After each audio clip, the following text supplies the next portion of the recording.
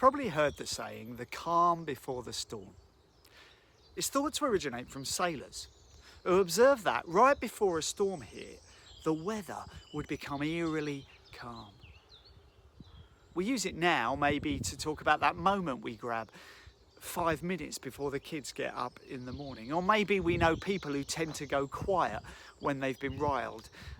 And that's when you've got to worry because you know there's a storm coming. Of course, we've been following the story of Jesus and his disciples. And if there's one thing we can be sure of, it's that Jesus will bring a different perspective to life, often turning our usual way of thinking upside down, which is why here we don't get an eerie calm before the storm, we get an incredible calm immediately after the storm. There's been this furious squall or storm that has had the boat filling with water. Jesus' followers think they're all about to go for their last ever swim. They've woken Jesus up and they've challenged him, thinking that he clearly doesn't care.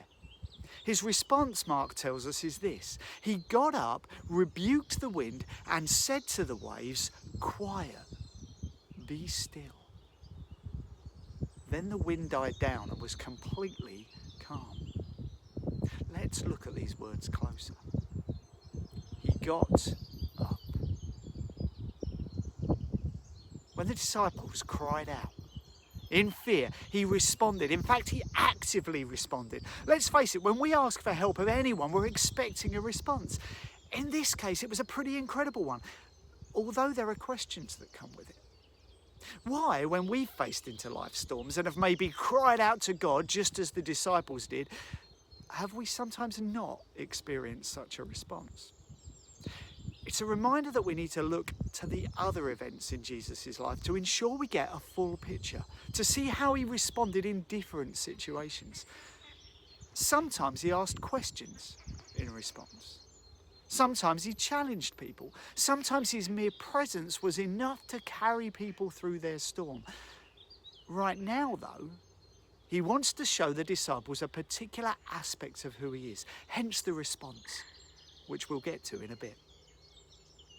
My experience, and of course I recognise it demands faith, is that God always responds when we're going through a storm, even if it's only to listen to our cries. He rebuked the wind and said to the waves, "Quiet, be still." I love these words. Rebuke, of course, isn't a word we use much these days, but it means to have a go at something, to put someone in their place. And in this, I think we see how God feels about the storms we face. They're not part of the way he intended the world to be. And so even the storms we bring upon ourselves, because let's face it, we do from time to time, he wants to dismiss them. This to me is Jesus showing that relationship breakdown, that anxiety, illness, death, violence, all these storms of life are not things that are of him. Then the wind died down and was completely calm. Mark tells us that after the terror of the storm, a few moments before, it was now completely calm. Not a little bit calm, but a whole bit calm. Completely calm. It doesn't change, of course, that they still went through the storm. But in this Hollywood-style moment, Jesus is showing his disciples who he is. He's showing us who he is. The only one who can have power over the elements is the one who created those elements.